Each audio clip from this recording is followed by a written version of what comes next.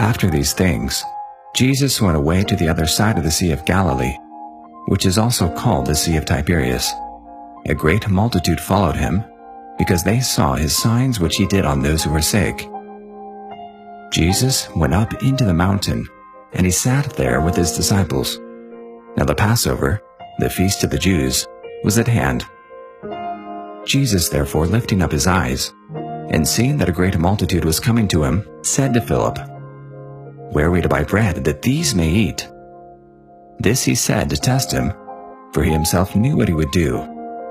Philip answered him, 200 denarii worth of bread is not sufficient for them, that every one of them may receive a little. One of his disciples, Andrew, Simon Peter's brother, said to him, "There is a boy here who has 5 barley loaves and 2 fish, but what are these among so many?" Jesus said, "Have the people sit down." Now there was much grass in the place, so the men sat down, in number about 5,000.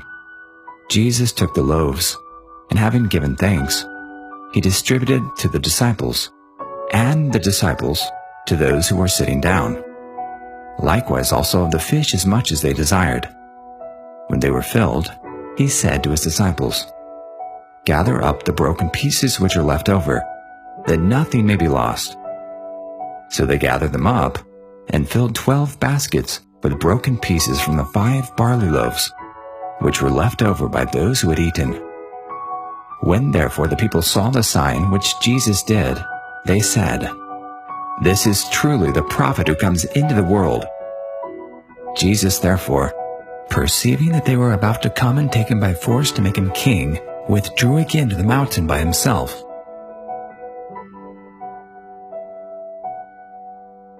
When evening came, his disciples went down to the sea, and they entered into the boat, and were going over the sea to Capernaum. It was now dark, and Jesus had not yet come to them. The sea was tossed by a great wind blowing.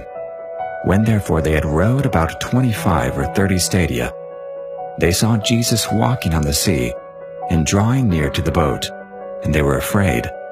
But he said to them, "It is I, don't be afraid." They were willing therefore to receive him into the boat.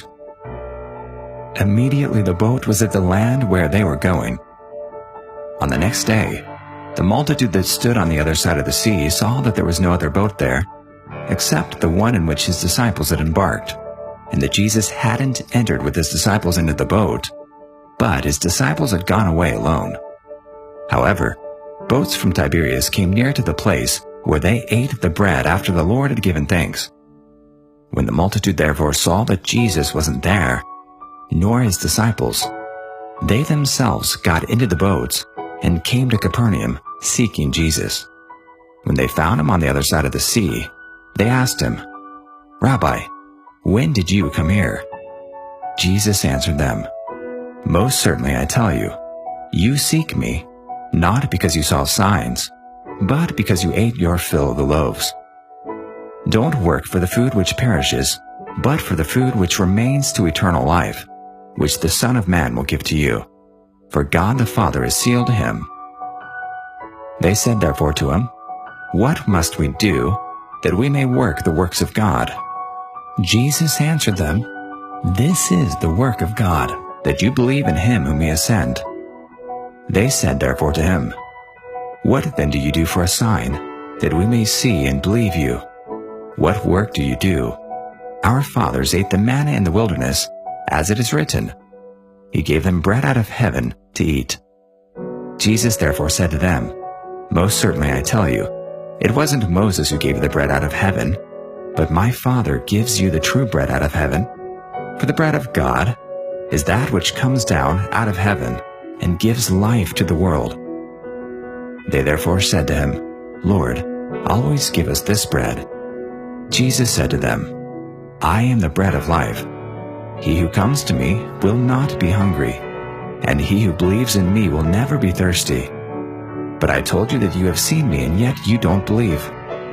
All those whom the Father gives me will come to me. He who comes to me I will in no way throw out. For I have come down from heaven, not to do my own will, but the will of him who sent me.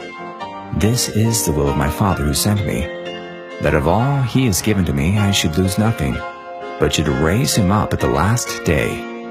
This is the will of the one who sent me, that everyone who sees the Son and believes in him should have eternal life, and I will raise him up at the last day." The Jews therefore murmured concerning him because he said, "I am the bread which came down out of heaven." They said, "Isn't this Jesus, the son of Joseph, whose father and mother we know? How then does he say, 'I have come down out of heaven'?" Therefore Jesus said to them, "Don't murmur among yourselves. No one can come to me unless the Father who sent me draws him, and I will raise him up in the last day. It is written in the prophets, 'It will all be taught by God.' Therefore everyone who hears from the Father and is learned comes to me. Not that anyone has seen the Father, except he who is from God. He has seen the Father. Most certainly I tell you, he who believes in me has eternal life. I am the bread of life. Your fathers ate the manna in the wilderness, and they died. This is the bread which comes down out of heaven, that anyone may eat of it and not die. I am the living bread which came down out of heaven. If anyone eats of this bread, he will live forever. Yes, the bread which I will give for the life of the world is my flesh." The Jews therefore contended with one another, saying, "How can this man give us his flesh to eat?" Jesus therefore said to them, "Most certainly I tell you, unless you eat the flesh of the Son of Man and drink his blood, you don't have any life in yourselves. He who eats my flesh and drinks my blood has eternal life, and I will raise him up at the last day. For my flesh is food indeed, and my blood is drink indeed. He who eats my flesh and drinks my blood lives in me, and I in him. As the living Father sent me, and I live because of the Father, so he who feeds on me, he will also live because of me.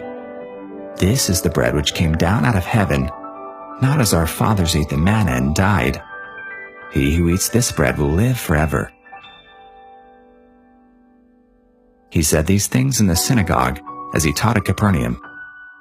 Therefore many of his disciples, when they heard this, said, "This is a hard saying. Who can listen to it?" But Jesus, knowing in himself that his disciples murmured at this, said to them, "Does this cause you to stumble? Then what if you were to see the Son of Man ascending to where he was before? It is the Spirit who gives life. The flesh profits nothing. The words that I speak to you are spirit and are life, but there are some of you who don't believe." For Jesus knew from the beginning who they were who didn't believe, and who it was who would betray him, and he said, "For this cause I have said to you that no one can come to me unless it is given him by my Father." At this, many of his disciples went back, and walked no more with him.